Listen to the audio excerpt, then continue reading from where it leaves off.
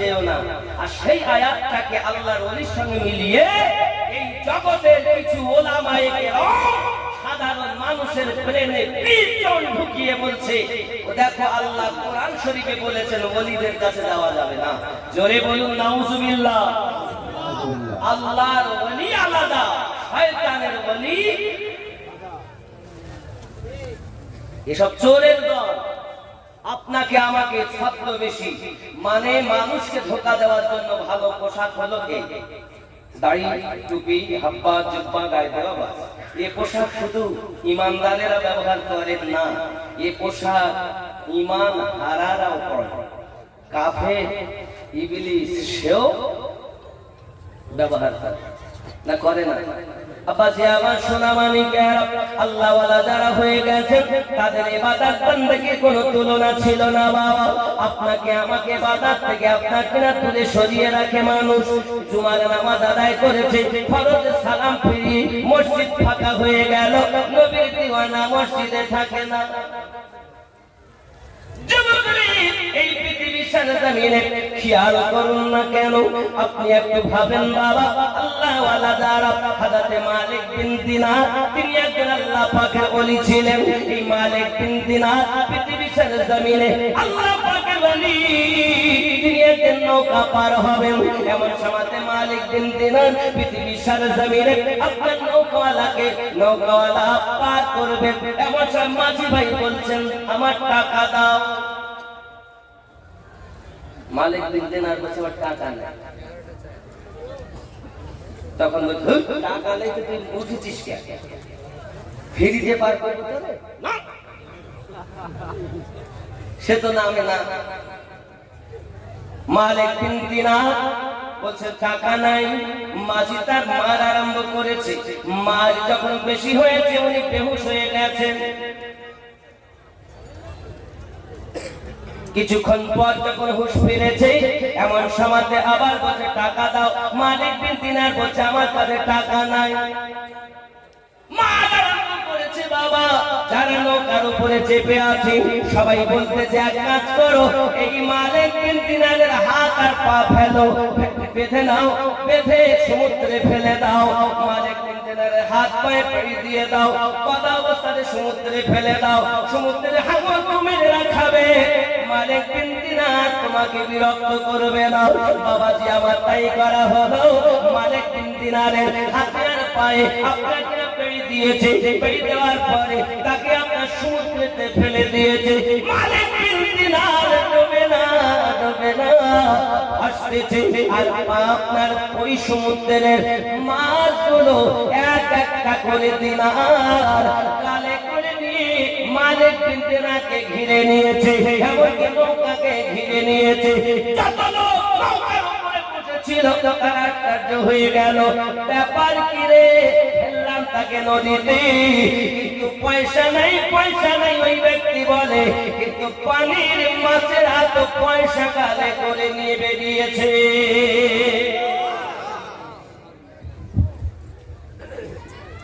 সবাই আশ্চর্য, ব্যাপার পয়সা নাই বললো, নদীতে ফেললাম, কিন্তু এর জন্য সাহায্য করছে তো দেখলি এই সমুদ্রের মাছ। হায় হায় হায়, তুমি যখন আল্লাহর হয়ে যাবে, আল্লাহর সৃষ্টিকুল তোমার গোলাম হয়ে যাবে। তুমি আগে তোমার কলবে আল্লাহর স্থান দাও, আল্লাহকে প্রতিষ্ঠিত করো। এই যুবকেরা আমার, তোমার তো কলব মরা, তোমার তো দিল মরা, তুমি তো কিছু চিনলে না বাবা। মুখে তুমি ক্রিম ব্যবহার করো, মুখে তুমি ফেস ওয়াশ ব্যবহার করো, সাবান শ্যাম্পু দেহতে ব্যবহার করো। এই যুবক, উপরটা যদি এত চকচকে হয়, ভিতরটা কত চকচকে করতে হবে। একবার আপনি খেয়াল করে দেখেছেন, পৃথিবীর সাথে জমিনে উযু মানে পবিত্র হওয়া, উযু মানে পবিত্র হওয়া। এই পবিত্র হওয়া মানে শুধু তাহিরি পবিত্র নয়, তাহিরির সঙ্গে বাতিনি যারা পবিত্র হয়েছে তাদের ইবাদত আল্লাহ তারে কবুল হয়েছে।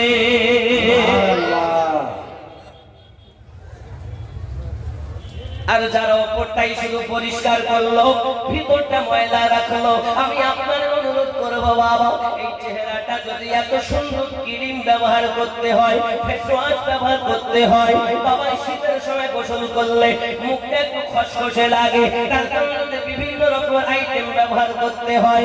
আমার আল্লাহ কিন্তু চেহারা দেখেন না, আমার আল্লাহ কল্প দেখেন, দিল দেখেন। এই দিলটাকে আমাদের কত পরিষ্কার করতে হবে।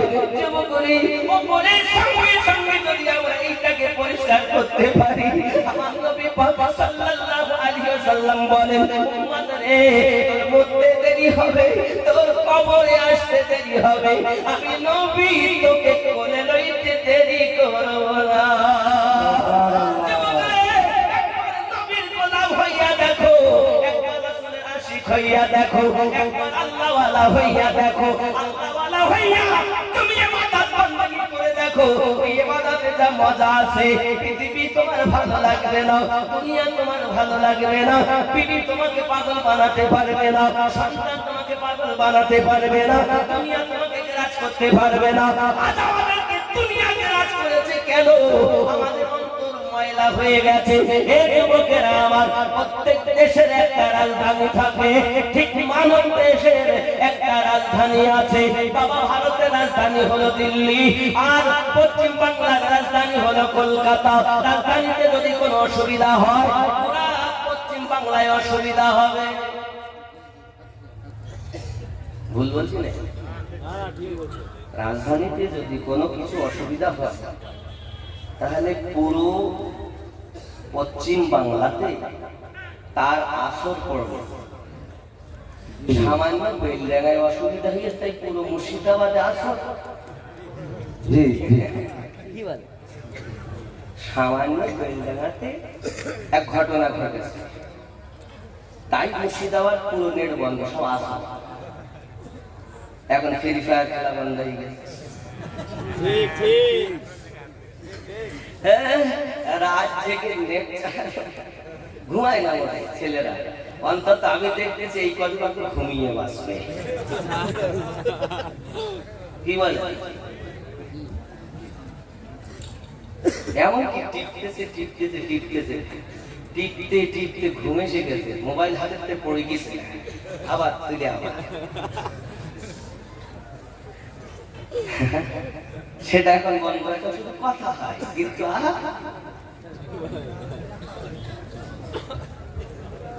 আচ্ছা বলুন, বেলডাঙ্গার আসর পুরো মুর্শিদাবাদে হয়েছে না? আমি নদিয়া পার করে যেই মুর্শিদাবাদের এরিয়া ঢুকেছি, আমার নেট আউট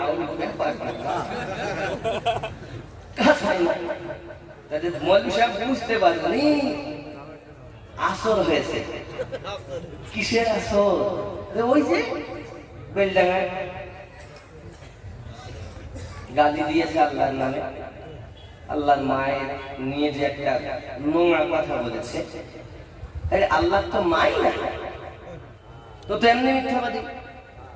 কি বল, আল্লাহ কি মা আছে, বাপ আছে?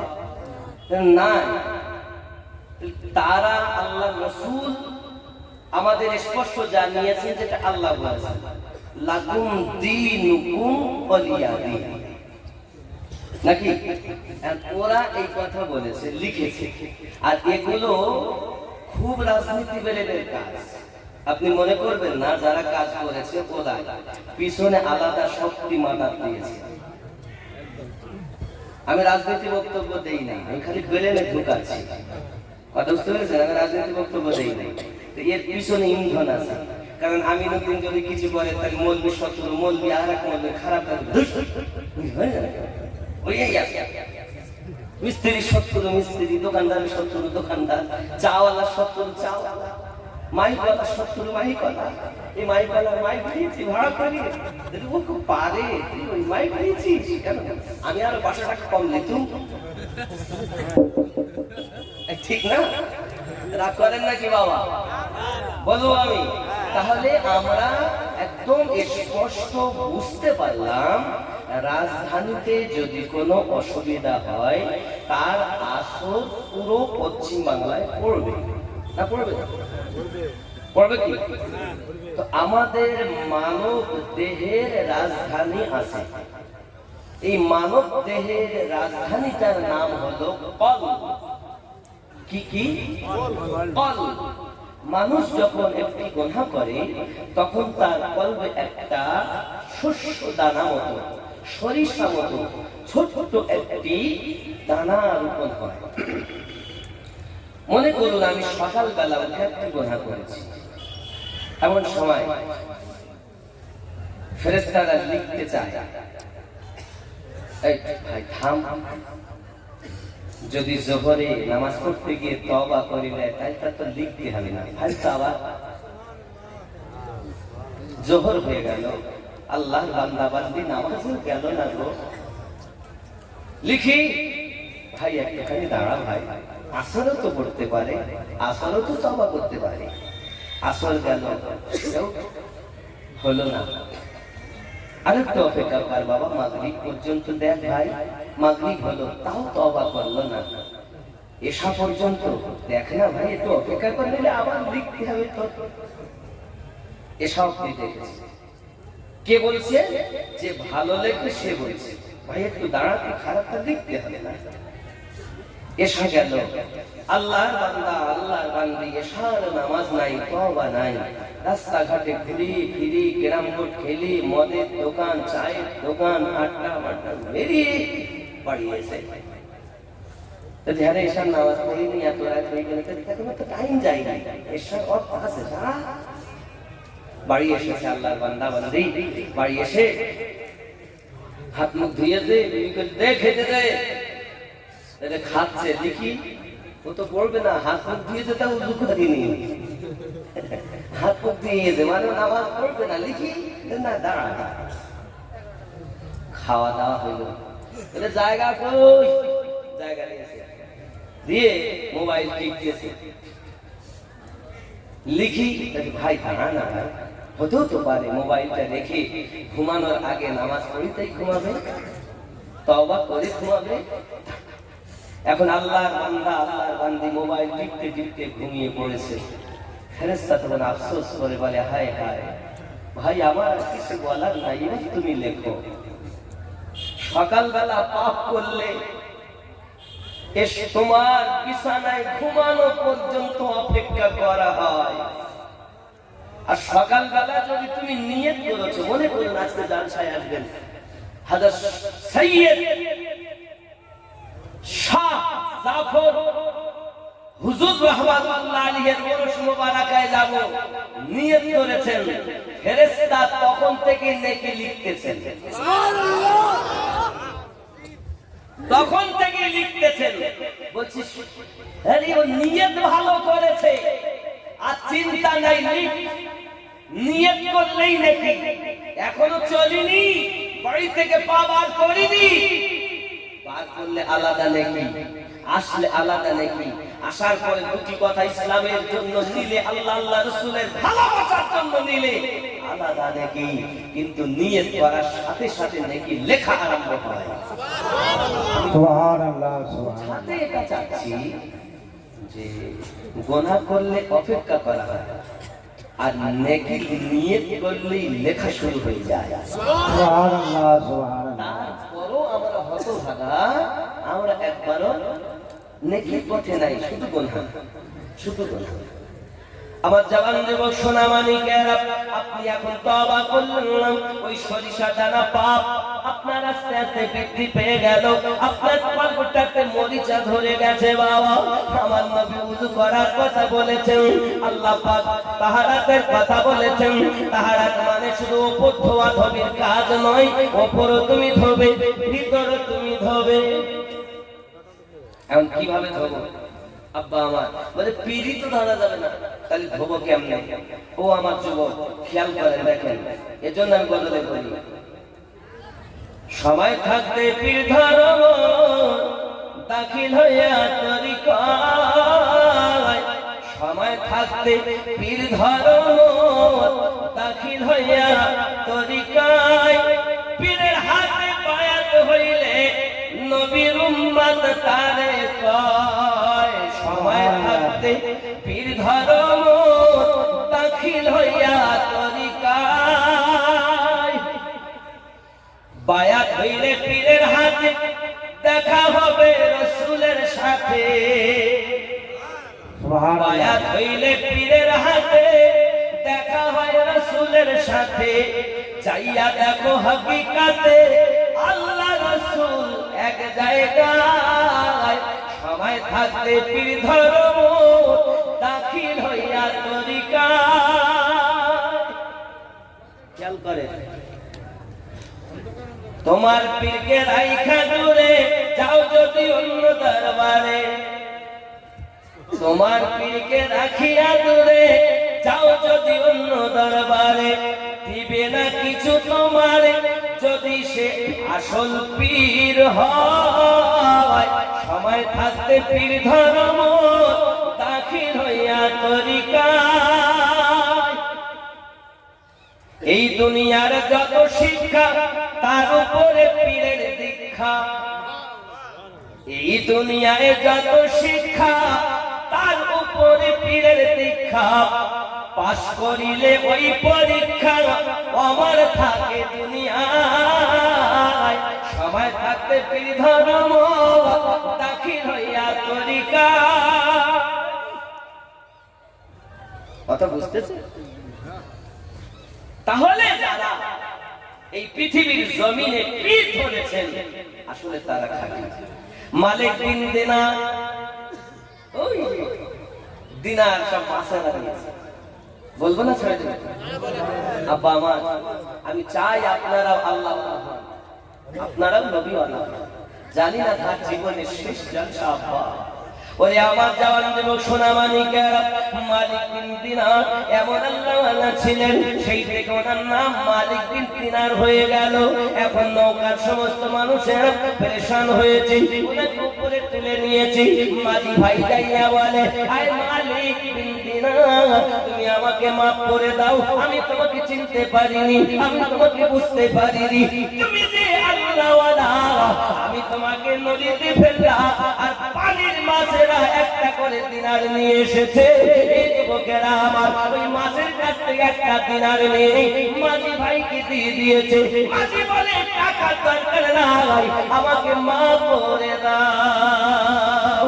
আমার আল্লাহ বলেন, বান্দারে, আমার বান্দিরে, তুই যদি আমার হয়ে যাস আমি আল্লাহ তোর হইয়া যাব। আল্লাহুম্মা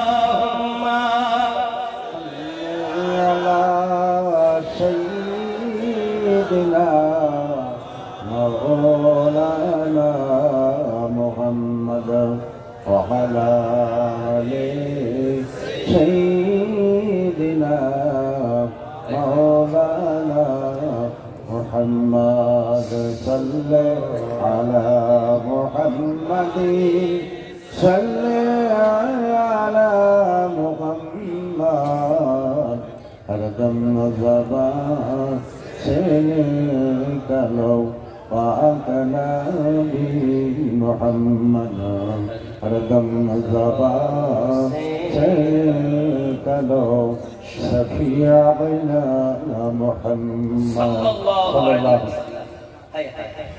দরুদের কি মজা, দরুদের কি শান। যে বেশি দরুদ পড়ে ওই ব্যক্তি আমার নবীর নিকটে থাকে। সুবহানাল্লাহ। হায় হায় হায়, আপনি আমি যদি পড়ি আমাদের লাভ, আমরা যদি নাও পড়ি তাতে আমার নবী কিছু কম বেশি হবে না।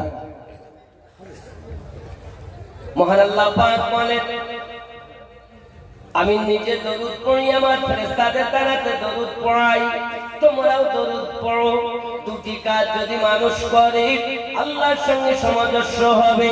একটি হলো আমার নবীর মিলাদ পড়া, একটি হলো নবীর উপরে দরুদ পড়া। এই দুটি কাজ আল্লাহর সঙ্গে মানুষ সামঞ্জস্য।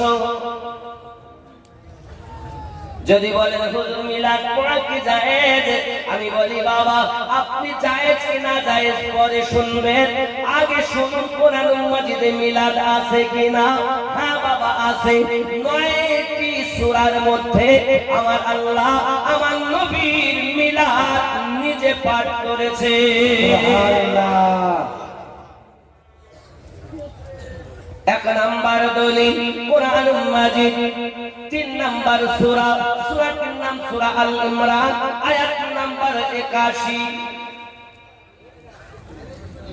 মহান আল্লাহ পাক আল্লাহ তাআলা আমার নবীর মিলাদ নিজে পালন করেন। কেমন ভাবে পাঠ করেন? 1,23,999 জন নবীগণের রূহকে একত্রিত করে আল্লাহ পাক ওই মাহফিলের সভাপতি হয়ে আমাদের নবীর মিলাদ পাঠ করেছেন। আল্লাহ কোরআন সূরা আল ইমরান আয়াত নাম্বার 81। যদি না থাকে আমার হাত কেটে দাও। আর কিছু বলবো? নিজে আল্লাহ মিলাদ পাঠ করেছেন কিভাবে? বিসমিল্লাহির রহমানির রহিম।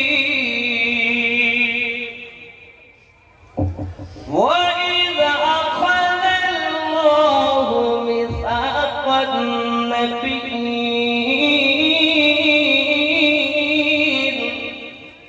লামা আতাইতুকুমুল কিতাবা ওয়াল হিকমাহ সুম্মা জাআকুম রাসূল।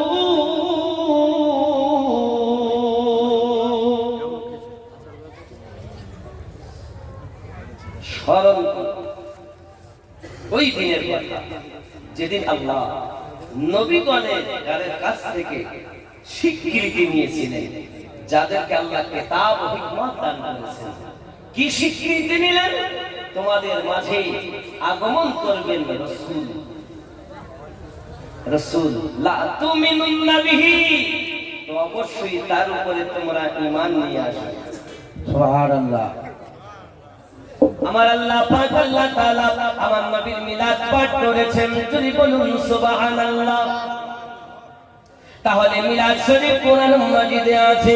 আপনি মানবেন কিনা আপনার ব্যাপার। হে যুবকেরা আমার, শুধু এতটুকুই নয়, পীরের কথা কোরআন মাজিদে আছে, বায়াত হওয়ার কথা কোরআন মাজিদে আছে। অনেকে বলে বায়াত হতে হবে না। হে বাবাজি আমার, আল্লাহ পাকের কোরআন সূরা আল ফাতহ আয়াত নাম্বার 10 আল্লাহ পাক ঘোষণা দিলেন, বিসমিল্লাহির রহমানির রহিম। ইন্নাল্লাযীনা يبايعونك إنما يبايعون الله يد الله فوق أيديهم। এ বাবাজি আমার, আল্লাহ পাক নিশ্চয় ঘোষণা দিয়েছেন, নিশ্চয় দেবা যাহারা নবী আপনার কাছে বায়াত গ্রহণ করেছে, তারা আমি আল্লাহর কাছে বায়াত গ্রহণ করেছি। আপনার হাতের উপরে আছে আমি আল্লাহ পাকের কুদরতি হাত। বোঝা গেল নবীর কাছে বায়াত হওয়া, আল্লাহর কাছে বায়াত হওয়া। আরো জোরে বলুন সুবহানাল্লাহ। আব্বাজি আমার সোনা মানিকেরা, তাহলে বোঝা গেল এই জগতের বুকে আমরা নামাজ শিখবো ওয়াহাবীর কাছ থেকে নয়, আমরা নামাজ শিখবো নবীর দুশমনের কাছ থেকে নয়, আমরা নামাজ শিখবো আউলিয়াদের দুশমনের কাছ থেকে নয়, প্রেমিকের কাছ থেকে নামাজ শিখবো নাকি? আমি এর জন্য মাঝে মাঝে বলি, কি বলি জানেন? নামাজ হইল না রে তোর, নামাজের নিলি না খবর। মন তুই ধরলি নামাজ, পড়লি নামাজ সারা জীবন ভোর, নামাজ হইল না রে তোর, নামাজের নিলি না খবর। মসজিদেতে আযান দিলে সবার আগে যাও, মসজিদেতে আযান হলে সবার আগে যাও, মসজিদ থেকে বাইরে এসে সুদের টাকা খাও। নামাজ হইল না রে তোর, নামাজের নিলি না খবর। মন্দির ধরলি নামাজ, পড়লি নামাজ সারা জীবন ভোর, নামাজ হইল না রে তোর। আসলে মনে যাকবে, নামাজ ধরলাম পড়লাম হইল না কেন? হবে কি করে? পায়জামা পাঞ্জাবি টুপি সবই তোমার সাদা, পায়জামা পাঞ্জাবি টুপি সবই তোমার সাদা। মনের ভিতর তিল পরিমাণ থাকলে তোমার কাদা, নামাজ হইল না রে তোর, নামাজের নিলি না খবর। মন্ত্রী ধরলি নামাজ, পড়লি নামাজ সারা জীবন ভর, নামাজ হইল না রে তোর, নামাজের নিলি না খবর। মন খারাপ হবে না? ধরলাম পড়লাম হলো না। আরো দেখুন নামাজের যা অবস্থা। হে নামাজের ভিতরে তোমায় মশায় কামড় দিলে, নামাজের ভিতরে তোমায় মশায় কামড় দিলে, মশা তুমি আগে মারো রুকু সিজদা ফেলে, নামাজ হইল না রে তোর, নামাজের নিলি না খবর। নামাজ পড়তে গেছে মশা কামড় দিয়েছে, আগে মশা নামাজ আছে না। তার মানে উপরটা পরিষ্কার, ভেতরটা ওই নামাজ আল্লাহ আল্লাহ পাক রব্বুল ইজ্জত তাদের। বিসমিল্লাহির রহমানির রহিম। ইন্নাস সালাতা তানহা আনিল ফাহশাই ওয়াল মুনকার। নিশ্চয় নামাজ বেহায়াই কর্ম থেকে, খারাপ কাজ থেকে মানুষকে বাঁচিয়ে রাখে। বেটা নামাজ পড়ে শুধু খায়, নামাজ পড়ে দাড়ি কাটে, নামাজ পড়ে আয়ু ঠেলে, নামাজ পড়ে আবার পরির গীবাত করে। পুস্তকে বেটা ঠুকতে জানে, ভিতর পরিষ্কার করতে জানে না। ভিতর পরিষ্কার করেছে যারা, আল্লাহর ওলির কাছে বায়াত হয়েছে তারা। সুবহানাল্লাহ, সুবহানাল্লাহ। সবার দ্বারাই হয় না, এজন্য সব নামাজি ইমানদার নয়। আপনি হয়তো বললেন হুজুর নামাজ পড়েন ইমানদার না, না। এই কোরআন শরীফের 49 নম্বর সূরা, সূরাটির নাম সূরা হুজরাত, আয়াত নাম্বার 14 তে আল্লাহ স্পষ্ট করে দিয়েছে। আপাজি আমার সোনা মালিকের মালিক তিন দিনার বড় আল্লাহওয়ালা ব্যক্তি, আল্লাহর ইবাদত বান্দেগি করেন। উনি আমার ইবাদত বান্দেগি করেন বাবা, উনি রাস্তায় চলে যাচ্ছেন। হে বাবাজি আমার একজন ধনী ব্যক্তি, আপনার কিনা কিছু লোক দেখলেন, আপনার কিনা এসে এক জায়গাতে তাঁবুর ভিতরে মানুষেরা এসে পালা করে আপনার কিনা সবাই কান্নাকাটি করে আর বলে, বাবা তোমার এমন অবস্থা, আমরা তোমাকে কোনোভাবে বাঁচাতে পারলাম না। আব্বা মা চলে গেল, 100 লোক আবার এলো 200, তারও একই কথা বলে। আব্বা মা তারপরে বাদশা এলো, সেও কান্নাকাটি করে। জিজ্ঞাসা করেন মালিক বিন দিনার তার বন্ধুর কাছে, কে এমন করে কেন কাঁদে? বলে শোনো, ইনি ছিলেন একজন রাজা, রোম দেশের বড় সম্রাট। এই রোম সম্রাটের একটি মাত্র পুত্র, সেই আপনার মারা গিয়েছে, অসুখে মারা গিয়েছে। কত টাকা পয়সা কাট হয়েছে, কিন্তু টাকার বিনিময়ে তাকে বাঁচাতে পারিনি, কবিরাজের তাকে বাঁচাতে পারিনি, সব দিকে চেষ্টা করে বাঁচাতে পারিনি, আখেরাতে পড়ে দিয়েছে। এই জন্য তার পিতা কান্নাকাটি করে। মালিক বিন দিনার বলে, দুনিয়া যখন আমার কাজে লাগবে না, এই দুনিয়া যখন আমার পরীক্ষার স্থল, তাহলে আমি মালিক বিন দিনার আজ থেকে ওই রবের ইবাদত করব যে রব আমাকে মানুষ রূপে জগতে পাঠিয়েছে। মালিক বিন দিনারের জীবন পাল্টে গেল। যুবক আমার, গুনাহ আপনি যতই করেন না কেন, আপনি একবার সাজদা দিলে তওবা করে আল্লাহ মাফ করে দিবেন। জানেন না বাবা কখন কার জীবন পাল্টে যাবে? আল্লাহ পাকের একজন বন্ধু, যার নাম হলো ইব্রাহিম বিন আদম। বাবা আমার বালাক শহরের বাদশা, আরামের বিছানাতে ঘুমাচ্ছেন, ছাদের উপরে আওয়াজ, খটমট আওয়াজ। কে তুমি ওখানে? আওয়াজ করো। বাদশা ঘুমায়, উপর থেকে আওয়াজ আসতেছে, আমি আমার একটা উটনি হারিয়েছি তাই খুঁজতেছি। সঙ্গে সঙ্গে বাদশা বলেন, উটনি আবার ছাদের উপরে পাওয়া যায়? উট তো জঙ্গলে, ময়দানে, দুনিয়ায়, জমিনে খুঁজতে হবে, ছাদের উপরে কি উট পাওয়া যায়? আওয়াজ আসতে চাই ইব্রাহিম বিন আদম, আমি যদি উট ছাদের উপরে না পাই, আরামের বিছানায় কি কখনো আল্লাহ পাওয়া যায়? যখন কানে এসে গেল, জীবন পাল্টে গেল রে বাবা। একটি কথাতে বালকের সম্রাট ইব্রাহিম বিন আদমের জীবন বদলে দিয়েছে। এই যুবকেরা আমার, এই জন্য বলি আল্লাহ ওয়ালাদের সংস্পর্শে যাবে যাবে, আল্লাহওয়ালাদের কথা শুনবে, আল্লাহওয়ালা তোমাকে উপদেশ দেবে। ওই উপদেশ মোতাবেক যদি জীবন গঠন করতে পারো, এহ জগতে লাভ হবে, বড় জগতে লাভ হবে। কত বড় পাপী আপনি! একবার যদি সাজদা দিলে আপনি চিন্তা করে দেখেন, আপনার জীবন পাল্টাতে বাধ্য। বনি ইসরাইল কওমের মধ্যে একজন বড় জালিম ছিল, জালিম, বড় পাপী। এখনকার হিসাব করলে 50 থেকে 60 লক্ষ টাকা ও আইয়াসি করে উড়িয়ে দিত। নিত্য নতুন মহিলা সুন্দরী কিনে আনতো আর তাদের ভোগ বিলাসে উড়িয়ে দিত টাকা 50 থেকে 60 লক্ষ টাকার মতো প্রতিদিন। বিশাল ধনী। আব্বাজি, আমার একদিনের ঘটনা, ওই আপনার বনি ইসরাইল কওমের ওই ব্যক্তি একটি মহিলাকে আপনার সুন্দরী দেখে খরিদ করে এনেছে, বাড়িতে আপনার কিনা রেখেছে। এই বেটা আপনার সাজসজ্জা করতে গিয়েছে। এখন এই মহিলাটা চার মুখটা আপনার ঢাকা, চেহারাটা আপনার আবৃত করা। ওই মহিলাটি কান্না করতেছে, সঙ্গে সঙ্গে ওই ব্যক্তি এসে বলছে, কেন তুমি কাঁদো? আমি তো টাকা দিয়ে কিনেছি। মহিলাটা আওয়াজ দেয়,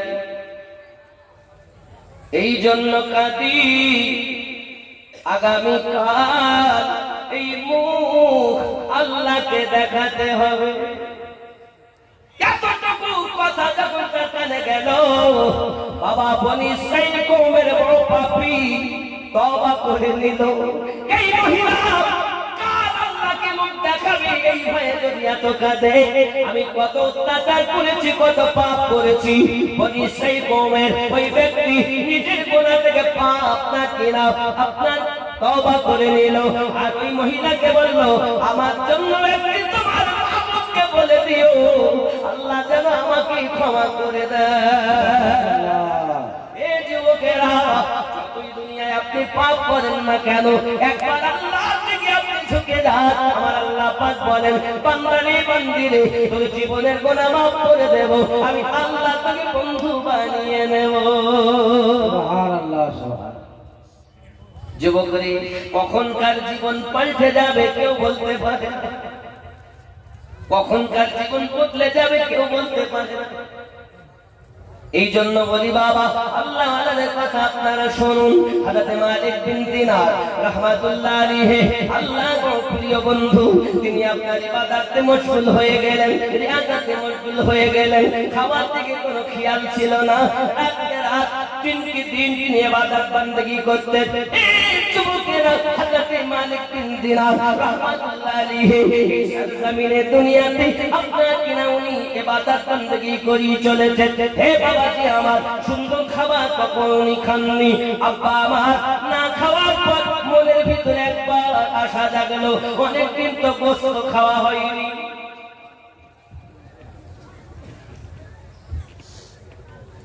গোশত খাওয়া হয় না। লোকে সবাই জানে মালিক বিন দিনার জীবনে গোশত খায় না। উনি বাজারে গেছেন, বাজারে গিয়ে কসাইয়ের কাছ থেকে গিয়ে বলছি, ভাই কিছু গোশত দেন। আর উনি বিনিময়ে দিয়ে গোশত কিনেছেন। দোকানদার কসাই বলছে, জীবনে তো গোশত খেতে দেখিনি, জীবনে দেখিনি। আজ যখন খরিদ করে যেতে দেখি দিদি, আমরা তো জানি গোশত খায় না। উনি একটা ছেলেকে বলেছে, দাদা পাহারা দিতে একটা করে। মালিক বিন দিনার করলেন কি? মালিক বিন দিনার করলেন কি? আব্বাজি আমার সোনা মানিকেরা গেলেন গোশতটাকে আপনার নিয়ে একটু নির্জনতায় গিয়ে, আপনারে গিয়ে গোপন জায়গায় গিয়ে গোশতগুলোকে আপনার কিনা রান্না বাড়া করে নিজে একটুখানি শুকলেন। শোকার পরে ওই গোশতগুলোকে আপনার মিসকিনদের মাঝে বন্টন করে দিলেন। সুবহানাল্লাহ। মনটাকে ডেকে ডেকে বলল, আরে আমার মন, 1 বছর পর আজ আমি তোকে গোশত খাওয়াবো না, আমি তোকে শরীর শুনিয়ে দিলাম, দুনিয়ায় শুনে থাক, আল্লাহ পাক মরার পরে এত সুন্দর খাওয়াবে, জীবনে ঘুরাবে না।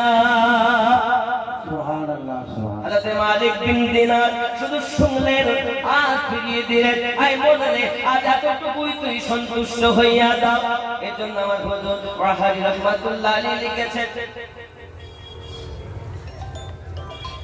কি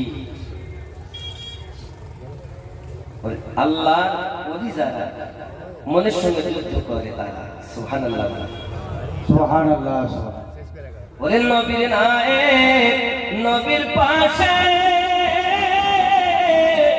দিবানিশি থাকে বসে রে নবীর নায়েক নবীর পাশে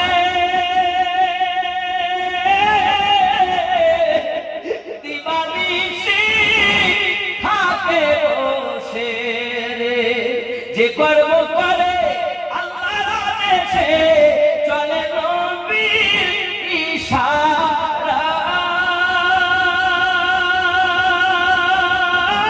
ইশারায় পীরের কাছে সবই পাবি পীর যদি কামেল হয় সুবহানাল্লাহ সুবহানাল্লাহ ঠিক নেই পীর যদি কামেল হয় সব পাবে আর পীর যদি কামেল না হয় কিছুই বলে কতজন এ পথে আসি কারো হতে হলো দাসী রে কেউ বা বলে গেল এ পথে আসি কারো পীর করিল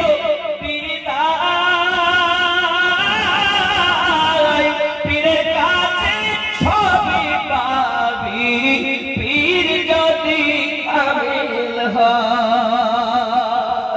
ওরে মুখে বলো আমি আমি ভাবলে না কোথায় তুমি রে আমিও তুমি আবাস ভূমি জানো না কোন জায়গাটি হয়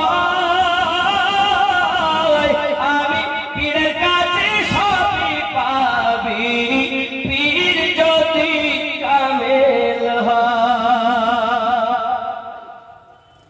আমরা মৌলবি জানি আমরা এক কথায় জানি এরা নবীর নায়েক